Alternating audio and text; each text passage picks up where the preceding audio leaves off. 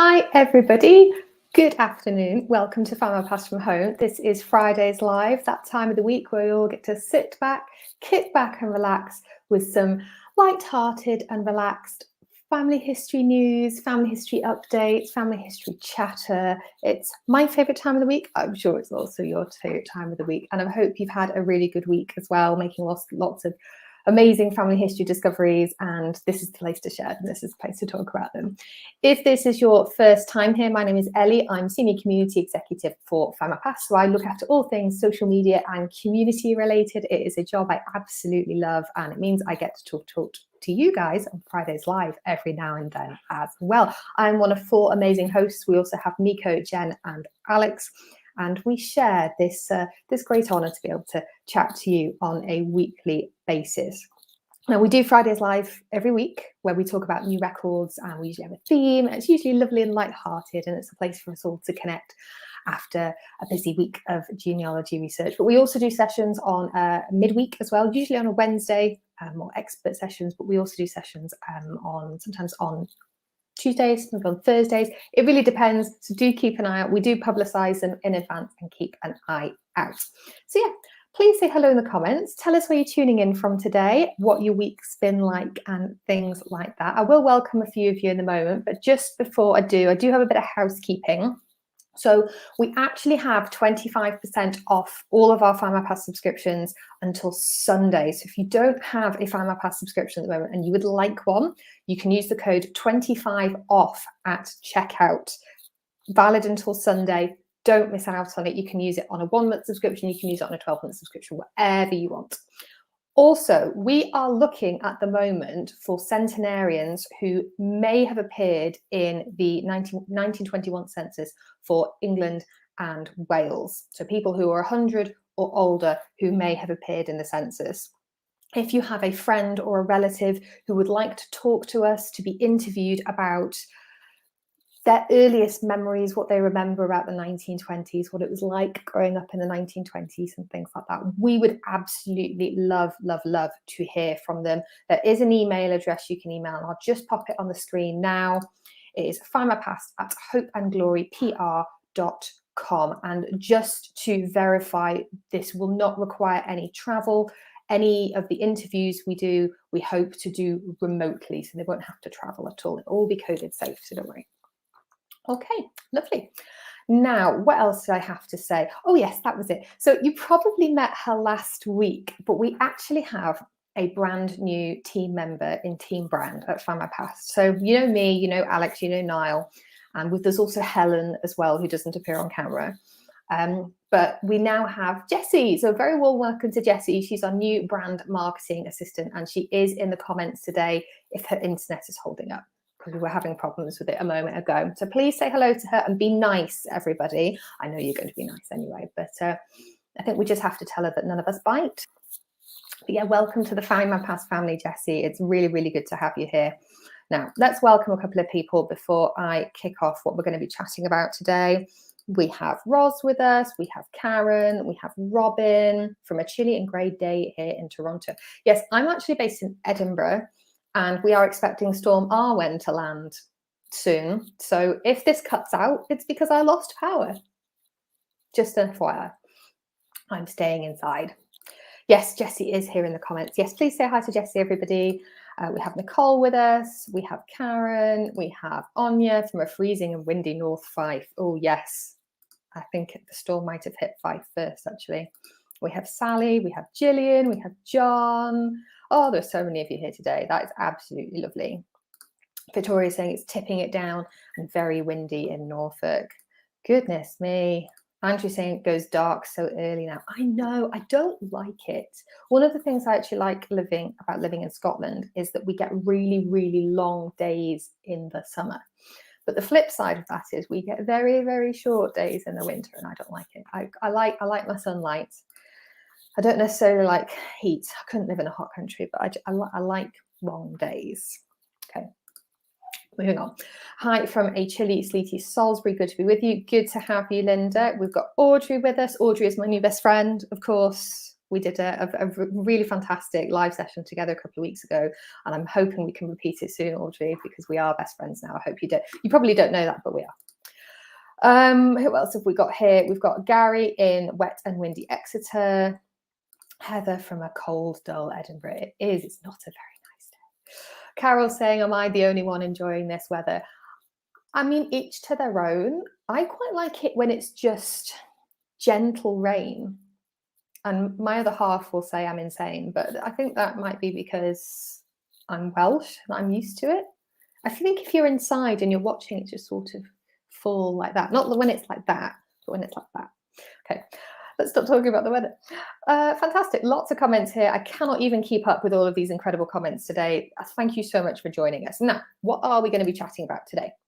So, would it be a Fridays Live without talking about the new record? No, it would not. Today is no exception. And forewarning, I delved pretty deep into exploring these for you today. I got massively sidetracked just to show you how awesome these records are, and this is just a small snapshot of what we've what we add all the time, and hopefully it'll inspire you to think, oh, do you know what, this record set might be useful, I'll go and check it out.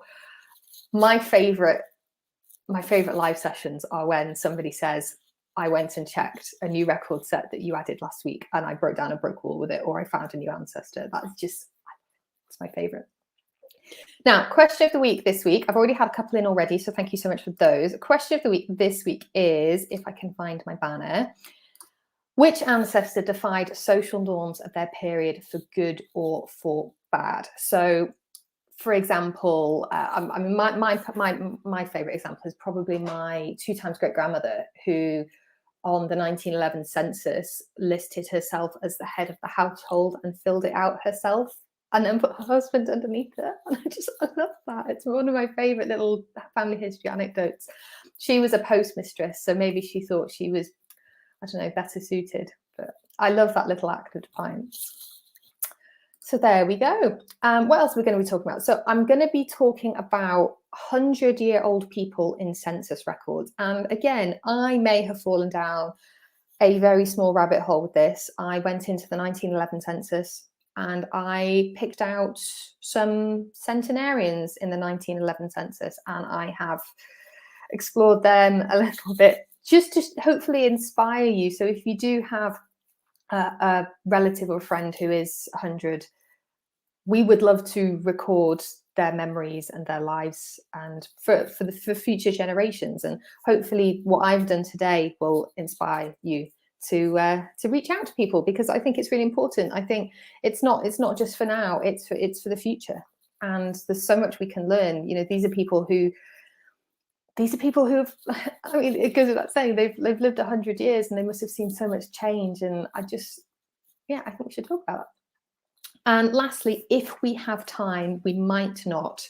I wanted to talk about a chap called James Molyneux, and I don't have the image with me, but I do have a photograph of it, and I'll go into detail in this in a little bit. But this is I'll see if any of you can guess what I'm going to be talking about. But yeah, just another rabbit hole I fell down this week. One of many. Right, I'm just going to flick back into the comments quickly, and then we will get started with the new records, because yeah, there's a lot to get through this week. Okay, so let's have a look. I'm just having a gander through the comments here. Rain, completely normal weather, says Beth. I should probably get the comment on screen. There we go. Okay, right, I think I will get started. Remember, if you do have answers to question of the week, please pop it in the comments. It's handy if you put QOTW at the beginning, because then I can easily pop them out. Get them out, but it doesn't matter. Okay, so it wouldn't be a Findmypast Friday if we didn't have new records. We do add new records to Findmypast every single week if you are new to Findmypast, and this just means that every single week you have a new opportunity to go find a new detail about an ancestor or build on your family tree a little bit further. And we are continuously adding to our collection. The value of your subscription only grows, basically. It's incredible. And we have a fantastic content licensing team who go out and source all of these records, and that is their job. They literally try and get more records to put on Findmypast so you can access them, so you can build the stories in your family tree. And then we've also got an incredible team who work on newspapers as well. They are scanning and all the time bringing newspapers online, which means you can view all of these from the comfort of your own home, and you're not having to travel to this library and that archive, and etc., etc. Especially with the weather getting worse as well. That's a good point. So this week we have added 1.6 million Welsh electoral registers for West Glamorganshire, and the year range for this is 1839 to 1925. There are now 3.5 million records, electoral register records for Glamorganshire alone. 3.5 million. Now, these span 80 years, and if you have ancestors in this area, I would definitely recommend checking these records out. They are a great census substitute while we wait for the 1921 census for England and Wales, which is coming to Findmypast on 6th of January 2022, just in case you have been living under a rock. I'm joking. We're very excited about it.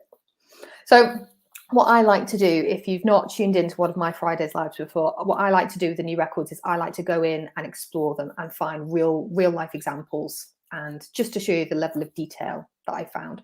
So I didn't find any overthrows in here, because my surname's Overthrow Jones, if you're wanting to be technical. But I did find plenty of Molyneux, and I do have Molyneux on my dad's side. And it's just another surname I like to use as when I'm testing these records out.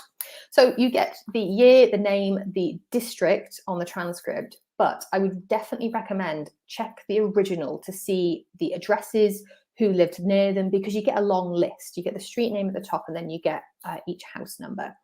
This is really great for spotting other relatives living nearby. I was actually using this trick quite recently. I was looking on the 1939 register for some research I was doing for something unrelated to this. And on the original, I spotted relatives of this person further up. They were living in council houses, I think. And I spotted her. She was married, but I spotted her maiden surname. And I was immediately like, oh, those are relatives. So they were living in the same area, on the same street. So I looked up Ernest William Molyneux. I initially just typed in Molyneux, and the first one I came across was this guy, Ernest William Molyneux. And so I explored his record first, his electoral register record for West Glamorganshire. And I think this was in 1918. I think this was the one I looked at. But I don't know whether any of you have tried this yet, but on Findmypast's transcript, if you open one up, so I opened up this electoral register transcript, underneath the main details, we have a handy little feature, which is other records featuring that name. And that gave me one match for this guy, and it was a military record. So immediately my interest was piqued. And as you can see, this is how it just spiraled out of control. So I clicked onto that record, and it was a military record from the First World War. That gave me further details. So I got his year of birth, which was 1885. And a key bit of information for me there was that it was a Merchant Navy medal index card. So then I'm like, what else can I find? So then I spiraled even further. So then I went and found, actually on the military record transcript, the matching record for that was a death record. So that led me to the death record. And I actually learned that this guy, Ernest William Molyneux, was actually born in Barbados. And he died on the Samala, which was a merchant navy vessel in, I'm going to mispronounce this, I'm really sorry, Porto Barrios, on the 29th of May 1936. And already I'm getting a picture of this guy in my head. But even better, because I saw that this was a medal index card for Merchant Navy records, I had to go and check the Merchant Navy records. And you know how much I talk about these. These are so good, especially the later ones, a lot of which include photographs. There was a photo of him, everybody. It took me 2 seconds to find him, and it tells me even more information. He was a cook. It said on his merchant seaman record that his region was Welsh. I'm not entirely sure what that means, that he was British by nationality. His father was also British. And there are a long list of dates on this record from 1919 to 1936, and which was his death. And then there's actually another card for him that doesn't have a photograph, and it shows me the name of the ship called the Lys, I think, the LYS, and there's a date, 22nd of December 1924, with a stamp, and it says Swansea. So this is exactly the same guy. This is a guy living in Swansea in Glamorganshire on our electoral registers, and then we find that he's born in Barbados, that he's in the Merchant Navy. I love it. I love the amount of detail I found. But it doesn't stop there. So we can assume that he was living in and around the Swansea area when he wasn't at sea, because he appears on quite a few of these electoral registers up until 1925. I found out that he married a Mabel Young when he was 28 in 1914 in Swansea. And that actually gave me his father's name as well, which was William Molyneux. And I know from his Merchant Navy record that his father was British. And then I had to go and research the ship that he died on, the Samala. So this was actually sunk by a German U-boat on the 30th of September, 1940. And spookily enough, that is 50 years to the day before I was born. Just gets better, doesn't it? Now, this actually happened, this sinking, the west of Ireland in 1940. And it tells me that everybody died. There were no survivors. 64 people died. And it had actually been en route to Jamaica at the time. So, yeah. And I also found his children. Sorry. I also found his children as well. So he had at least 4 children born between 1916 and 1928. And they were Dora, Ernest, Claude, and Althea. So I hope you enjoyed that. But that is not the first of the family history rabbit holes I went down this week. I hope you're all prepared for this. Okay, before I move on, let me have a quick look at the comments. Anthony saying, I'm so desperate for photos, we have so few. They are so precious, aren't they? So precious. Anya saying, I think we're all a little bit of Alice at heart. Absolutely. The thing is, I have no self-control. I start finding things and I just want to find more and more and more. And then, all of a sudden, the sun's gone down and it's 2 in the morning, and you all know what I'm talking about. Karen saying, love it when you find a picture. Oh, absolutely. There's nothing wrong with the odd rabbit hole or several warrens. Yes, I think by this way, I'm just going to end up, I don't know, burying to the other side of the world. Okay. What self-control, says John. Yeah. I don't think any of us know the meaning of that phrase. I jest. Okay, right, next one. We have added 5,000 new records into the index of death duty registers for 1796 to 1903. Now, you might ask, what are death duty registers? I didn't really know much about them until I went and started researching, so you learn something new every day. So this means that this is for anybody who left an estate which incurred inheritance tax. So you've got transcripts and images of the original indexes, and these were created by the Estate Duty Office, which later became the Inland Revenue, of all wills and administrations which attracted death duties from the probate courts. So what can you actually see from these records? There's quite a bit of detail, and then you can use that detail to cross-reference into other records, which I always recommend doing.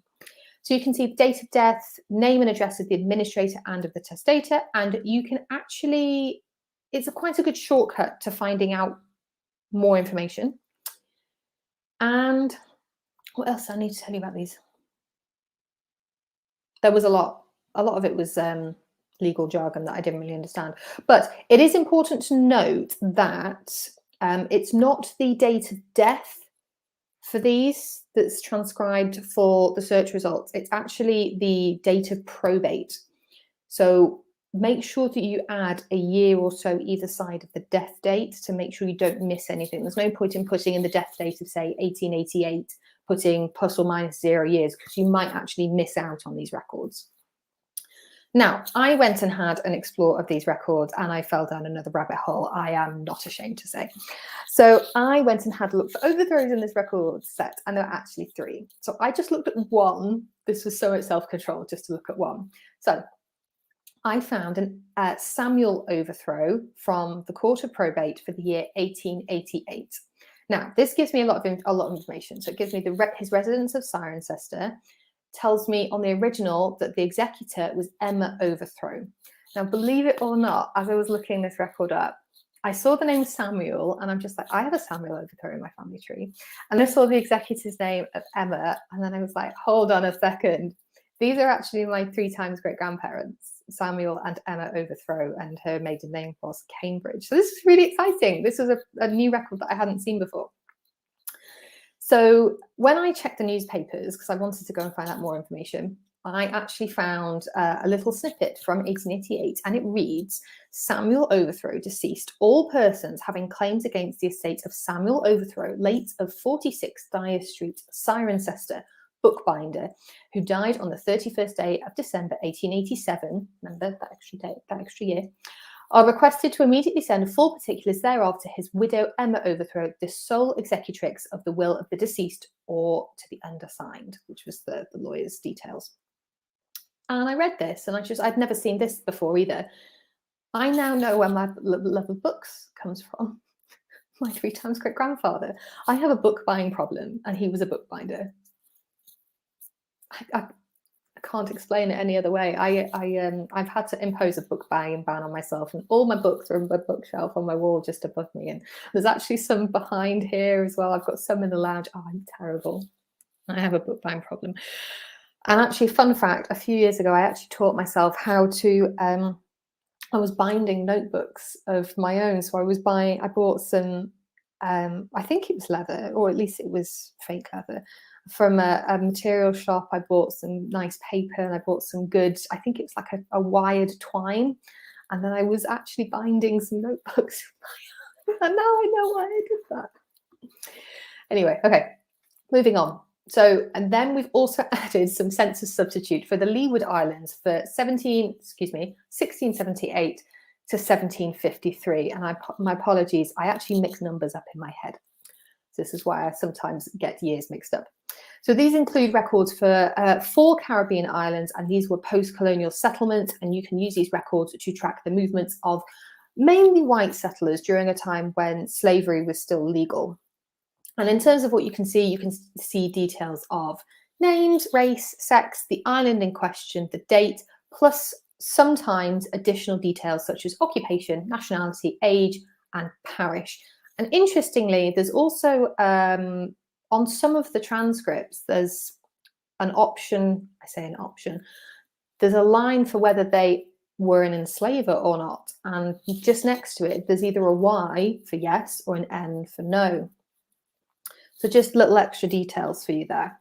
So the islands included on this are Anguilla, I'm probably pronouncing it wrong, Antigua, Montserrat, Nevis, and St. Kitts, and they were all part of the British West Indies at the time. Anya saying, stop being my twin, numbers getting jumbled, I have to double check I'm putting in the right year. Honestly, I can't do numbers. I love data. I love exploring data and pulling out. This is part of the things I do for my job. But numbers in general just they just jumble in my head. Okay, back to the census substitutes. Yes, so in particular, you only actually get the head of the household on these particular records, and any men who were bearing arms. So there's not a lot of women in there unless they were widows or head of their own household. And you're probably only going to find your male white ancestors, if I'm honest. However, there are 6 black men listed as, in inverted commas, this is the language they used, free Negroes. Some women I found as widows. Watch out as well for the phonetic and spelling variations for names, because sometimes there was usually an English clerk who was taking the notes, and for example, if somebody was Irish or Scottish or French, for example, they may just write it down as they heard it. So just make sure you use the name variants for that. And when looking, I found a John Molyneux, who was marked as an enslaver living in St. Peter's. He was a chief judge, apparently. I found an Anne Jones on Antigua in 1678, and a handful of people who were listed as being Welsh as well. So yeah, lots there. Okay, so let's quickly go through newspapers, because I've just realized we're 25 minutes in already and I'm still on new records. I'm terrible. This is what happens when I get distracted with research, everybody. Okay, so there are 116,000 new pages added this week. There are 8 brand new titles, and all of them are Welsh. Yay, Wales. And 2 of them are Welsh language papers. And we've updated 26 existing titles. I'm not going to run through them all because Jessie will very, very kindly pop a link to the blog in the comments and you can explore those in greater detail. Now, the Welsh titles include the Caerphilly Journal, the Herald Cymraeg, which was actually published in Carnarvon, not in South Wales, which actually I didn't expect that. I expected it to be in South Wales. This was a liberal title that focused, had a particular focus on literature. The Porthcawl Guardian, the Porthcawl News, and Newport Gazette, Cardiff Shipping and Mercantile Gazette, and this one, which I can't pronounce, I'm going to try. Gwaelyddydd. No, I can't. My Welsh is just not that good. That actually translates as The Watcher, and this was circulated in the Rhyl and District of North Wales, but also in some bigger English cities. And the last one, we have the Rhondda Socialist newspaper. And then, as I said, updates to 26 existing titles, which include the Hull Daily News, the Spalding Guardian, the Flintshire Guardian, and the Stamford Mercury, plus many, many more. And speaking of Wales, and again, this is something else I just fell down this week. I'm terrible. So in particular for Wales, I was doing some research this week into Lady Nancy Astor, who was the first elected female MP to take her seat in Parliament, but not the first elected. Now, it's the anniversary of this happening on Sunday, and it would be wrong, I thought, not to look into the first female Welsh MP, who was actually elected a year later in 1929. Now, she was actually Megan Lloyd George. She was daughter of the former Prime Minister, David Lloyd George. You might have heard of him. She was elected as Liberal MP for Anglesey in 1929, and you can actually see her appearing in the Welsh newspapers of the time, and I spent a bit of time exploring that this week as well, because that was really good fun, really important for me, also as a Welsh woman, seeing that in the newspapers. She actually appears on a list included in one of the newspapers of 14 female MPs from across the country. And yeah, I thought that was quite special. She was actually born in 1902 and later served as the deputy leader of the Liberal Party and became a Labour MP later on as well. So yeah, I'm really looking forward to finding her in the 1921 census and seeing what she was up to. This is what happens when I talk too much. Okay, right. Let's do question of the week. So question of the week is, which ancestor defied social norms of their period for good or bad? Now, let's just have a read of the ones I had initially. So William says he's at work, so he'll catch up later. We miss you, William. But he says, both my second and third great-grandparents on my dad's side seem to defy social norms. They appear to have run away from marriage. Shocking. Second great-grandfather was the gardener, later farmer, to the parents of his future wife. I love it. They lived in Audlam and got married in Manchester. Clearly, this proves that people will do anything to be together. And in the 1800s, maybe Cheshire was just too boring for marriages, but they decided it was good for farming, so they returned once they married. So they ran away to get married and then they came back. Aww. I think that's really sweet. Kim says, I'm at work this afternoon, so I won't be available to watch. We miss you, Kim. Kim says, most of my ancestors, practically every generation, defied the social norms of their time, and it was an unwritten rule for them to do so. If they were told they couldn't do something or adhere to society's rules, they just did as they pleased anyway. From defying royalty, the law, or bending the rules to suit themselves, it turned out well for the majority, except for a few that got caught, she says. There were a few who did good, though, but we don't like to talk about them. We should be talking about them. This is why I said for good or for bad, because I wanted to hear both sides.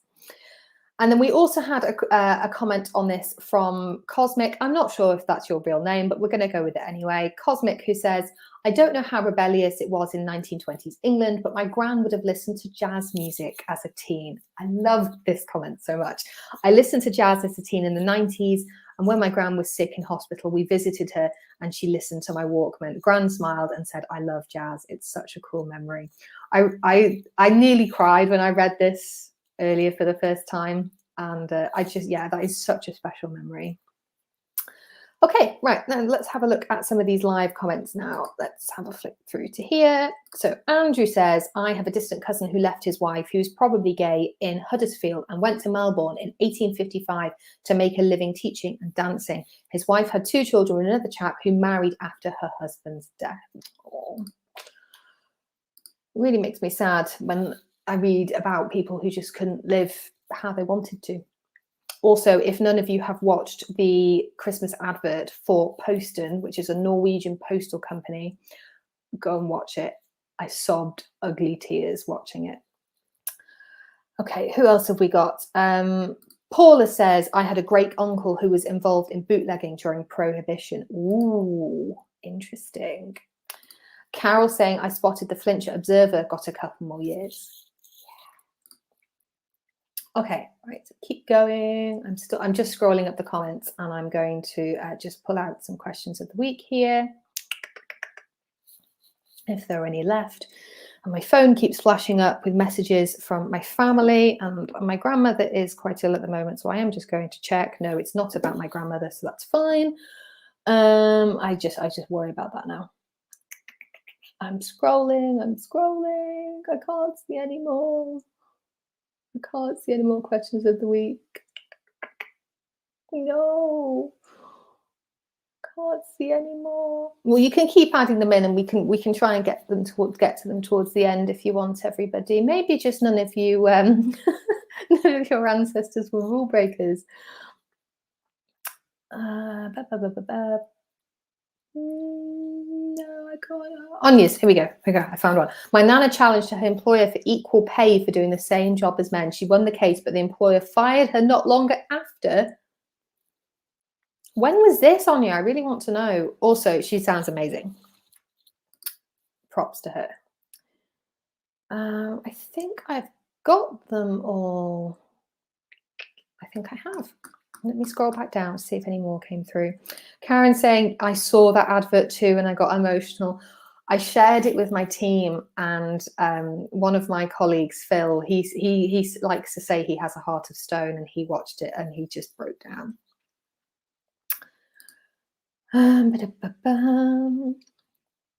So yes, okay. Oh, Rita, here we go. My grandparents married outside of their respective faiths and lied about their ages on their marriage license. She was 16, he was 19. The legal age of consent was 21.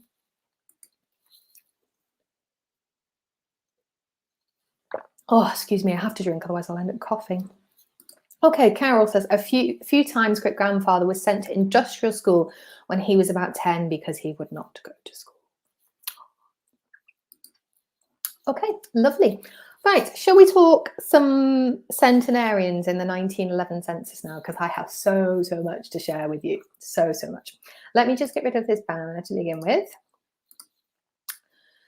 So why am I talking about this today? So I've already mentioned earlier on that we are searching for some people who are 100 years old or older who may appear in the 1921 census for England and Wales, because we want to interview them, we want to capture their memories, talk about what life was like for them growing up and how they think things have changed over the past 100 years. So yeah, this is why we're doing this, and hopefully this will inspire you. It definitely inspired me to go and actually do some research, and I just rabbit hole, Warren. You get the picture. You've been watching this for 33 minutes already. You know what's going to happen. So I went into the 1911 census earlier today, and I found about 3.5 pages of people who are listed as being born between around 1808 and 1810 on the census.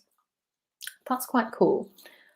And so what I did from there is I wanted to pick out some examples to trace and to tell their stories, because I wondered if their stories had been told, if they have descendants and things like that. So I also wanted to see if I could find one of them in every single census going back to 1841. There's something wrong with me. There's not something wrong with me. There's not something wrong with me. I'm cool. It's fine. Okay, right. So do any of you want to hear what I have found doing this research? Who am I kidding? Of course you do. Okay, so I fell down another rabbit hole, and this is exactly what you are here to do today, obviously, to watch me fall down said rabbit hole. What I thought was quite interesting as well, looking at these names, these were people who were born during the time of Jane Austen, okay, the Regency period. These were people who would remember Queen Victoria coming to the throne. These are people who would have lived through great industrial change, and they must have had some stories to tell by 1911. Goodness me. I'm just wondering if any of them have got may have noted down some of their memories and things like that, but that's a story for another day. Karen, is that a trick question? yes it was. Okay, so the first one I looked into was a lady called Frances Elizabeth Bristow. Now, she, according to the 1911 census, was born in 1808 in Lewisham, and she's listed as a widow, no occupation, born in Greenwich. And at the time, in 1911, she's living with 3 servants. So that was just from the transcript. And then I always say, go and have a look at the original image because you get more information. It's so true with the 1911 census because you do get more information. Now, on the original image, I found that she actually had 6 children during the course of her life. And the census told me that she had actually outlived 5 of them. So she only had 1 of her 6 children living because, she's like 101, 102 by this point. So then the next thing for me to do was for me to trace her back. So I went backwards in time. So I started with the 1901 census, and then I'd moved all the way back to 1941. So in the 1901 census, she's actually listed again as a widow and living on her own means. And she's the head of the household and living with her daughter, Fanny, who is unmarried, and 2 servants. The same can be said in 1891 and also in 1881. In 1871, she's there with her husband, and I get his name, which was Henry E. Bristow. I get the daughter Fanny again, and then 2 servants at the same time. So they must have been wealthy enough to have kept a couple of servants. In 1861, I also find a son called Richard. In 1851, I learn Henry's occupation, that he was an importer of Berlin wool, believe it or not, and there were more sons too, Henry and William. In 1841, which is the earliest census we've got, well, the earliest complete census, Henry actually isn't there, and Frances is actually living with her children with a chap called Joseph Cole, who is a widower, and he's 70. So then I wondered, is he her father? And yes, my instinct was correct. I then went and checked the parish marriages. I added in Henry E. Bristow and the spouse's first name, Frances Elizabeth, and there was one result. For 1831, her maiden name was indeed Cole, so Joseph was her father. I also learned that Henry E. stood for Henry Essex Bristow. I then found her baptism in 1808, and I found the name of her mother, Mary, so her parents were Joseph and Mary. Yes, really, I'm not making this up. And lastly, I found that she died in 1911, shortly after the 1911 census was taken. That's one story that took me 10 minutes, thereabouts. It's amazing what you can find in census records and then cross-referencing with others. This is a great exercise and I enjoyed this immensely. So the next one, Sarah Sabrina Sims. And I picked this one because her middle name was Sabrina, and I loved Sabrina the Teenage Witch growing up. Don't judge me.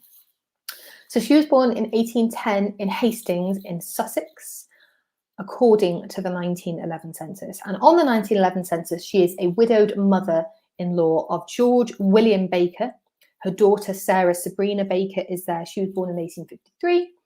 And also some of her other children are there as well. Now they are, I mean, she's, 100 odd in this census, and her children are in their 60s and 70s. Her other children, apart from Sarah Sabrina, are unmarried. So there's Elizabeth and there's also Charles. And it also says that Sarah was born in Kent.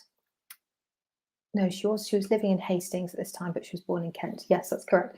And it also tells me on the original image that she's outlived 7 of her 12 children. 12 children. Goodness me. In 1901, it tells me that she's the widowed mother again of George W. Baker, and again in 1891, and says that she's living on her own means. It looks like in 1881 she was living with one of her sons. And then if we go back to 1871, we can see that she's with her husband, and we learn his name is Thomas. We also find another child called Bertha and a grandson called Harry. Now, I think Harry is Bertha's child, but Bertha, I believe, was married, so this may have been a child born out of wedlock. Then we've got 1861, and I get more children again, because remember, she had 12. So we've got Samuel, Frederick, Frank, we've got Selina, and then we've got Bertha. 1851 is another child, Phyllis. And then 1841, there are more children again, Emily, Mary, Benjamin, Deborah, and Edna. I'm not sure if that makes 12, but, you know, I remember I don't do numbers. So from 1841 to around 1871, the family actually lived somewhere called Stream House in Fairlight in Sussex. And I looked this up on Google. It's now a bed and breakfast, so you can actually go and stay there. It looks lovely. And then the next one I looked up, I had to look up a man, because I've got another woman that I looked up as well, but I thought, let's even it out of it. Let's look up a man as well. So I looked up a chap called Thomas Warnaby. Now, his 1911 census record was really interesting. He's living on his own, apparently born in 1806 in Hartlepool in Durham, a widower, a retired market gardener, and apparently he was born in Barnsley in Yorkshire. Now, what is really, really cool, I really wish I'd put this all into a presentation for you, into a dex to show you, but I didn't quite have the time. If you open up his record, Thomas Warnaby, born 1806 from the 1911 census, open up the original image. There's actually a note from what I think is the enumerator, who says on his record, our only centenarian in the Hartlepool district. And I just think that's so sweet. Really, really sweet. So then the task went to trace him further back. So 1901, we found him. I couldn't find him in 1891. Now, this is where it got interesting. So in 1881, it told me he was living with his wife, Sarah. In 1871, it told me he was living with his wife, Mary. Couldn't find him in the, oh no, I did find him in 1861. And it says he was living with his wife, Sarah again. So either she had two names, or he was, I don't know, bigamous? I don't know. I would be interested to see if any of you could find that information for me. Couldn't find him in 1851 or 1841, which was a shame. I think it probably is something to do with the fact that Warnaby is quite an unusual name, but I did have my name variants checked while I was doing my searches. I also found that he died in 1911, much like the first lady I looked up. He died in December 1911. So yeah, that was the last census he appeared on. Oh, these people are amazing. Okay, next one. Next one and last one, actually. So the next one I looked up, again, was a name that I thought was quite interesting, which is Harriet Wellinger. Now, she was born in 1810, and at the time she was living in Bristol in Gloucestershire in 1911, and she's listed as a widow, living with a younger widow who was Scottish. Her name was Mary Hay McChain, and she had a daughter called Mary Elizabeth. And according to the 1911 census, original image, Harriet didn't have any children. On 1901, she's listed as having been born in 1812, so a little bit of discrepancy with the dates there.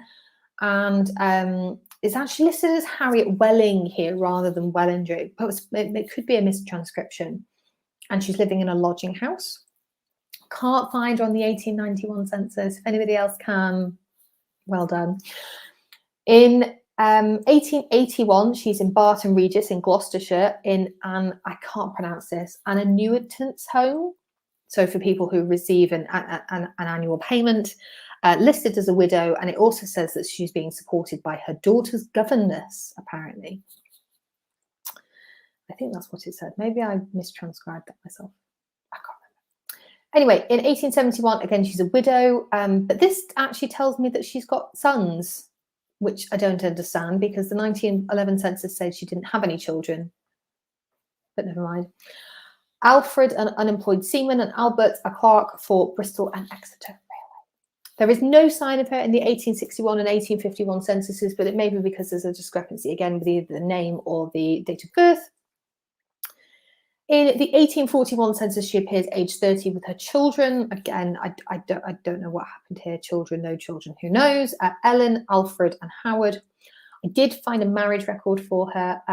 So her surname was actually, her maiden surname was Pillinger. So she was a Pillinger who married a Wellinger, which I thought was really interesting. Her husband was called Thomas, and they married in 1832 in Bristol. Yeah, I also found her baptism. I found her parents, and she was actually baptized in 1816. So she was probably born around that sort of time. Maybe no, this was May 1816. So I reckon she was born a couple of months beforehand. Interestingly, what I noticed from these records, from her baptism record, and I haven't noticed this in any of the other records for her, her denomination when she was baptized was actually independent. So she wasn't Church of England. And this baptism record for her actually appeared in the non-conformist births and baptisms record set. There you go. And I do wonder if any of these people have, any living descendants today. And if anybody listening would like to go on a trip into family history records and not do anything else this weekend, because let's be honest, you wouldn't, because you just get obsessed like I've been obsessed. I'd love to know if you can find anything else about these people. So I hope you enjoyed that.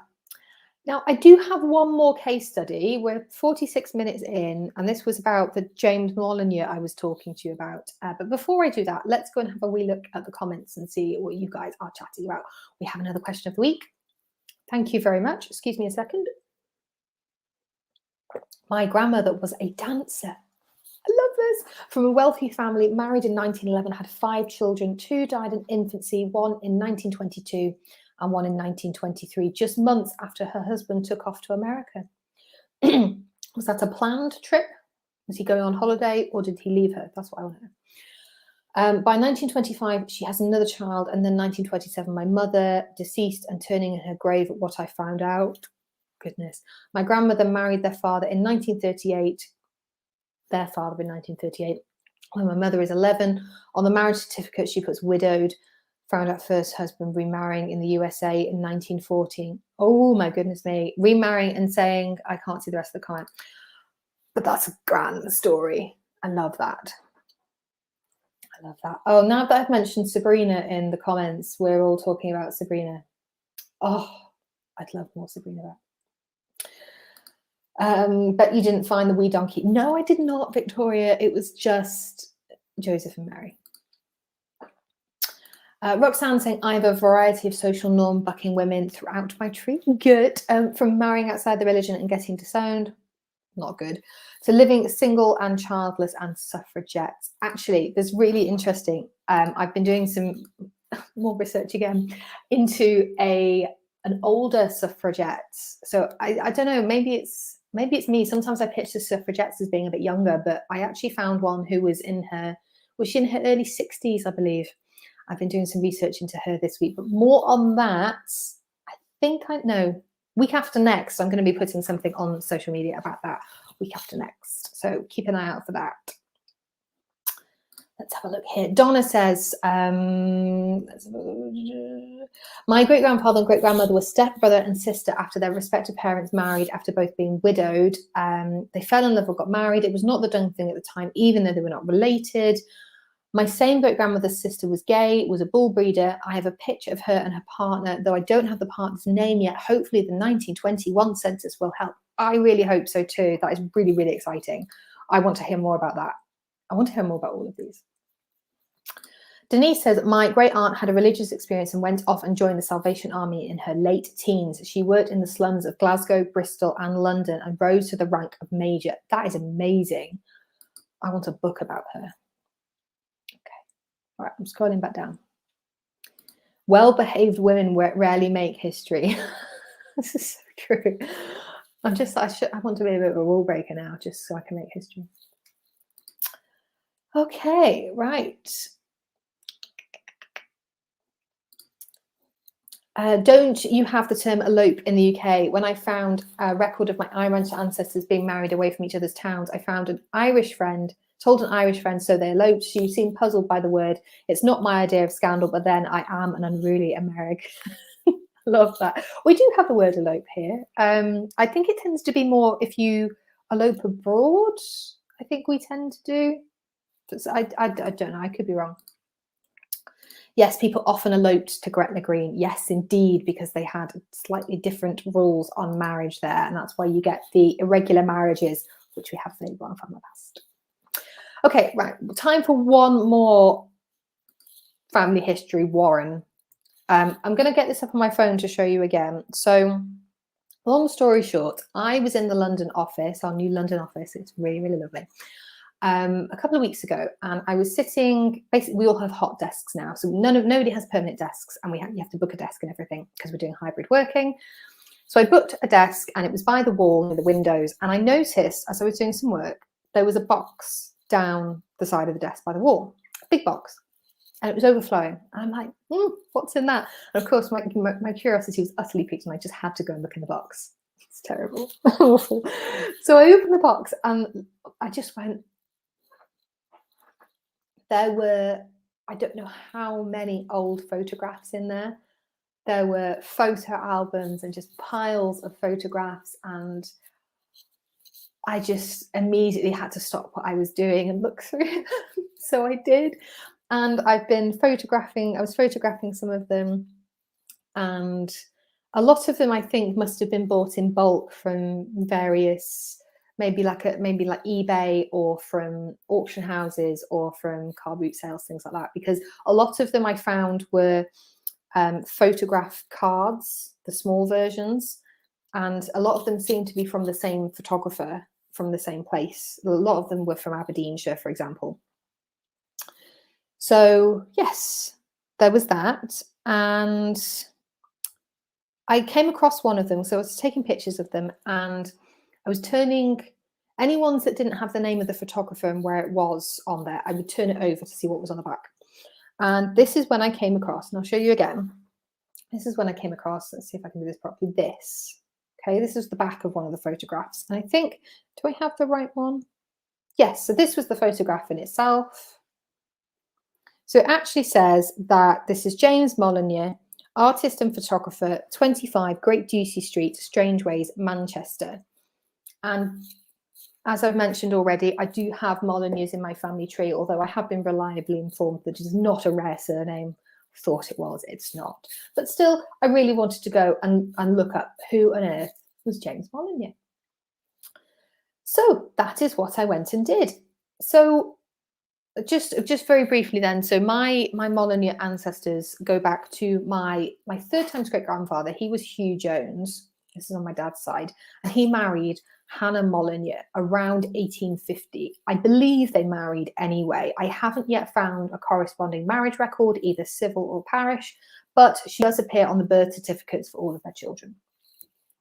So I did wonder if there was a connection, and probably not, but still fun to explore. So the first thing I did when I was looking for this was I went to see if I could find Great Ducey Street, 65 Great Ducey Street, on our address search, and I did. And in 1911, I found a Russian family living there. Their names had actually been anglicised, which I thought was really interesting. In 1901, there was a German tailor and his family living there, and again, the names had been anglicised. It looks like it was vacant in 1891. And then in 1881, I finally found him. James Molyneux, born 1845 in Liverpool. He was a single photographer. He was 36 years old. And he was living with 3 servants. And I thought it would be really interesting, actually, while I was doing this, because if he did turn out to be a relative, I don't think he is, or at least very, very distant. My father was actually really, really into photography. He wasn't a photographer by trade, but he did loads of events for the family and beyond. He did photo shoots for people and things like that. So I thought that would have been really interesting.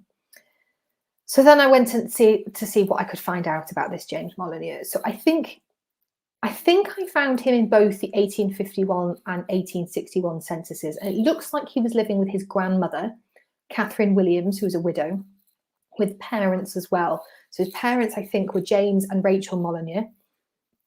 And in 1871, I actually found a James Molyneux, in the Liverpool workhouse. But I don't think that's him, because his occupation, I think, was a cigar maker. So I don't think that's him.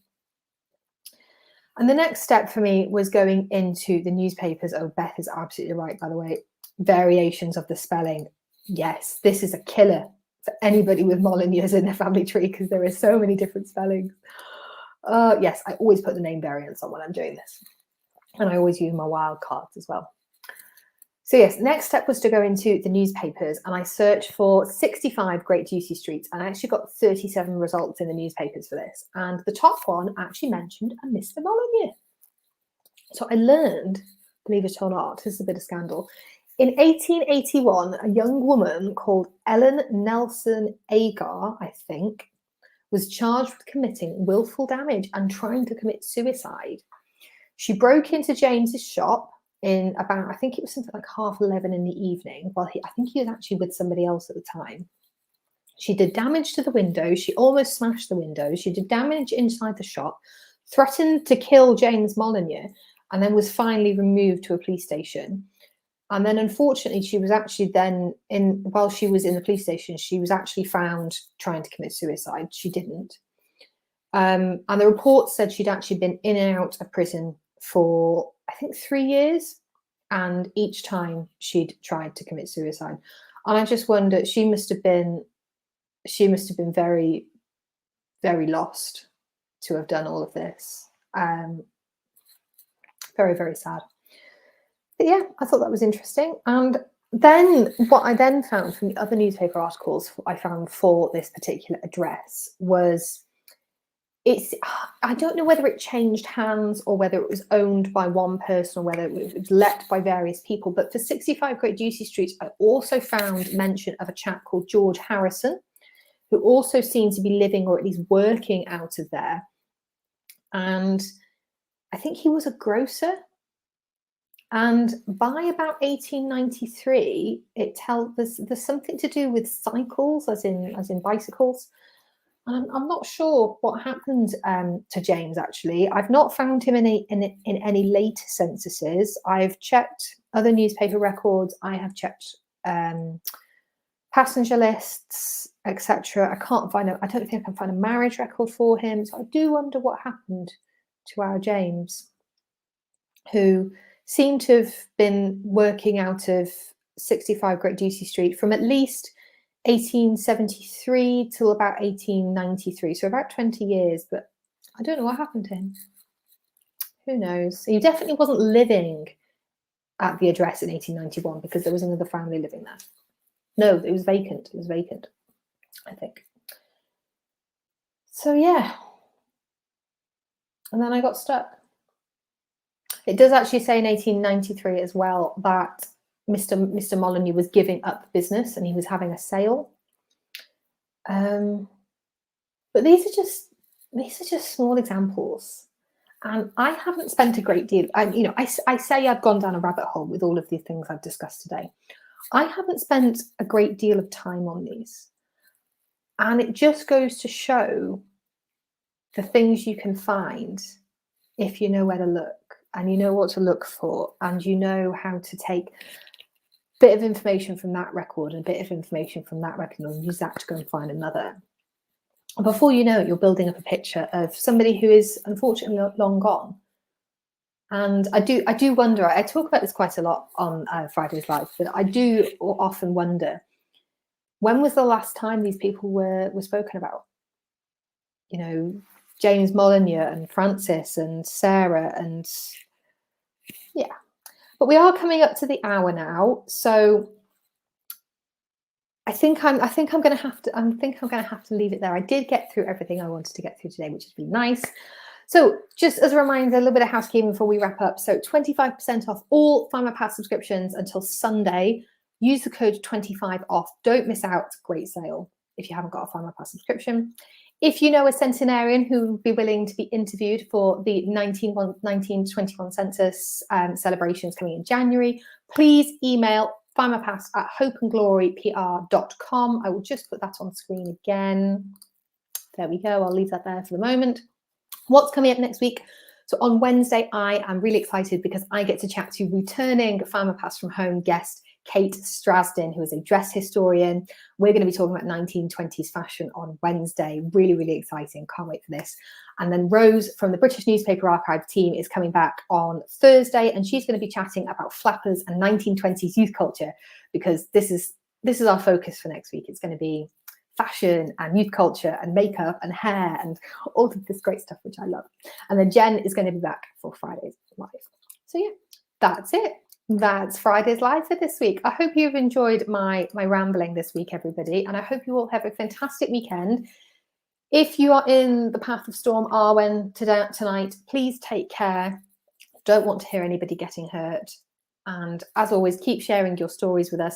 Thank you to Jessie for doing comments as well. I'm sure she's part of this Findmypast family now, as well as all of you. So yeah, take care of yourselves, and I will see you on Wednesday.